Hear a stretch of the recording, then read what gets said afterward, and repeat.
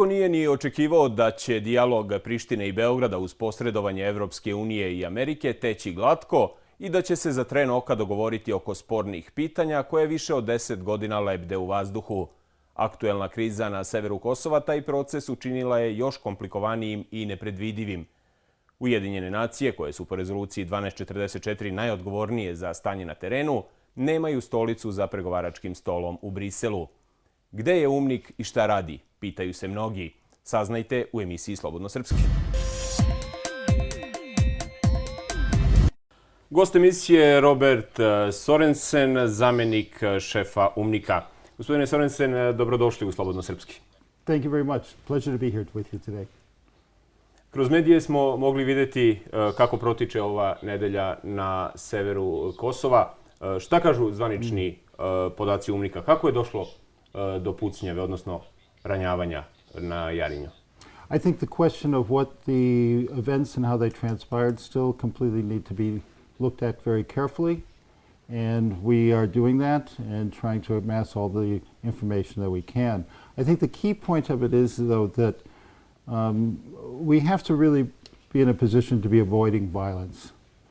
And I want to make this very clear. I very much appreciate the words of leaders in the North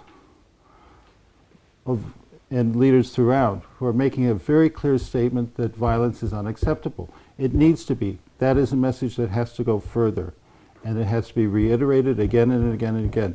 It is not acceptable. First off, also I'd like to point out that, KFOR is here. ULIX is here. They're here on the basis of decisions of the UN Security Council.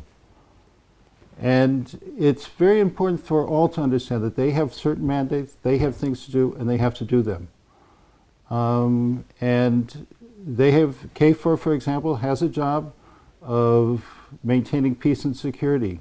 That is a very difficult job at the present time, as we all know. But at the other hand, we also have to understand that peaceful protests are perfectly legitimate. But it has to be very careful that it's peaceful. And it has to be very careful that we all know that there are people out there who like to take advantage of events. Dobro, da, ali pitao sam vas šta kažu vaši izvještaji, ko je tu narušio taj mir, da tako kažem? Kako je zapravo došlo do pucnjave? Jel vama KFOR podnosi neke izvještaje? We maintain frequent communications with KFOR at all levels, every day, at all times. I think events as they transpire, though, are very important to watch carefully.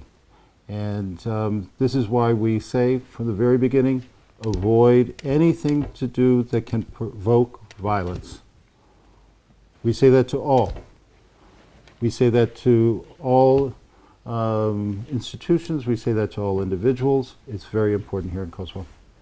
The only way forward in determining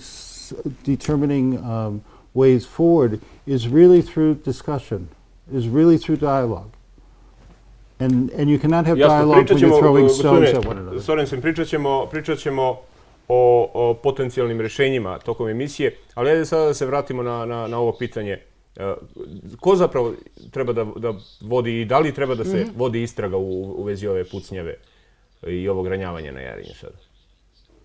I think there should be an investigation by the appropriate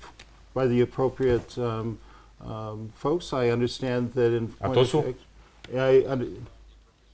Well, in one case it is ULIX is starting an investigation. And I think they're looking at quite carefully what were the things that were happening at that particular time.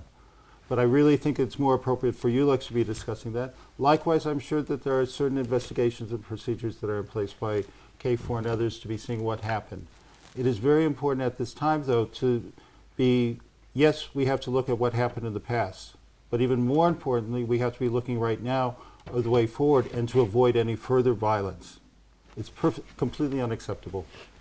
Dobro, gospodine Sorensen, evo konkretno vas pitam. Imate li vi podatke da li je KFOR, koji je KFOR municiju koristio u ovim incidentima od pre nekoliko dana?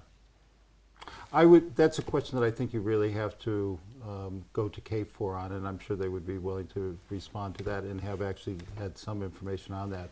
But I think that is really a question for them. I don't have that kind of information.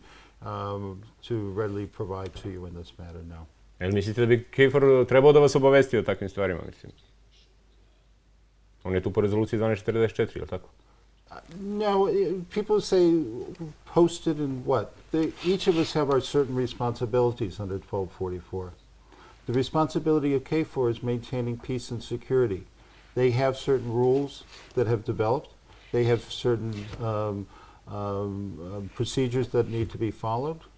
But it's very important to understand that if you are challenging a soldier on a line and are throwing things or whatever, and a soldier, regardless of where it is, or even a police officer for that matter, feels threatened, that there is a risk that something could happen.